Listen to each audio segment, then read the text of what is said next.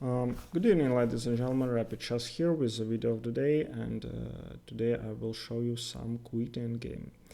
I will, I think, do more lessons because my day-to-day reviews are just not popular, not good maybe. I don't have any comments, don't have anything like interested going on. Also, I think to have a good lesson is more valuable than just to know how like Magnus won this and that game. And also, after analyzing some modern games, I find that the game now is so artificial, so many just engine moves. You cannot just you say something about the move, but if you're not engine, you don't understand it. Yeah. And like Aronian played against Mamedyarov, this ridiculously boring game, which Mamedyarov won. According to Engine, Aronian had 5 drawish moves, yeah, and there were only 2 pieces on board, like 2 queens and 2 bishops. Maybe 2 rooks, but it doesn't. Yeah, 2 rooks more, but like minimal amount of no pawns in the center, no chains, no nothing. And Aronian played like ridiculous move because he was not like he was trying to remember analysis, yeah, and he lost like in couple of moves, but not like a human. It was totally inhuman, and I couldn't understand what's going on, but now one understands, yeah, because Engine shows 5 drawish moves, and Aronian has excellent like analysis, but he can't remember it, and he plays like stupid move because he thinks that it's like drawing, yeah, something like that. Maybe it's closer than just to know, tell you, well, that's because of that, because he blundered next move, he blundered everything, and before that he played flawless chess for like 25 moves, yeah, as always. So I don't know. So these classic games, they have much more, I mean, common sense than everything else. Yeah, what we see today, which is sometimes is just ridiculously. You cannot understand. There is nothing to understand. It's just engine, yeah, which plays like very strong, yeah. And it doesn't understand. Engines could like say something, I think, today, yeah, what they're trying to do, but they're not speaking to us. Yeah, they just show the variations, and that's it. All right, let's get to this game. And Euwe is playing white. I think he was known for being like ending specialist. Didn't know he was. Never heard he was like big, attacker or something. Yeah. So in this position, black attacked this pawn on b3. In queen's endgame, black the side which is defending is has always chances to draw when it comes close to king. Yeah, you can like even have a queen, 2 queens, but it's a draw because black just gives a perpetual. Very common idea.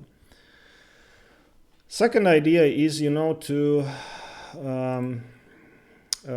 just to get your pawn quicker to a7, for instance, yeah, because when you want to save both pawns, you might not succeed. Yeah, in this position, for instance, queen to f3 is a mistake because after queen b4, it appears that you cannot move your king closer, and you cannot move the pawns, and just this is drawish. Yeah, just too much.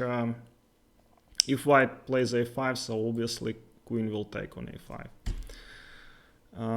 And always my engine is not working. So in this position, white played a5, which is the strongest move. Yeah, queen takes, and a6, queen a3.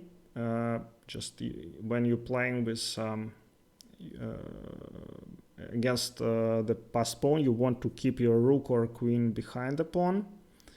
a7 and a4. It's important that this queen defends this long diagonal. And with this e4, black tries to interfere and to attack the king. Yeah, like I said, king is very vulnerable in queen's endgames. So what would you play in this position? Euwe played the best move, queen to b8. It has two purposes, of course, to play a8, queen, and to defend the king. So queen f3, king g1, queen d1, king to h2. Typical, yeah. You have to run away from these checks, and when opponent's queen is on, let's say, light square, then you want to have your king on dark square. Yeah, in this case, he can just give this mostly diagonal, not diagonal, but line checks. Yeah, so king h2 and queen to e2, again attacking this f2 pawn, and if white queens, then it's very quickly it's a draw because of the perpetual check. So there are two moves here for white. So if you're playing like queen to f2, then it's a draw, because after queen a2 you attack this pawn, and queen cannot return defending because this f2 pawn will fall. Some just small advantage after queen a5, queen e5, and queen d4, but the position of white is very passive. So in this position, the right move is very nice move, queen to e5, combining threats. Black cannot go to this 8 line because of the a8 queen, so he has to go to h7 and queen f6. Very nice move, defending f2, and if black attacks from a2, then it's queen f7 and queen f8 and queen, and f2 is defended. So very nice technique by Euwe. Just hope you learned something, and thank you, and see you next time.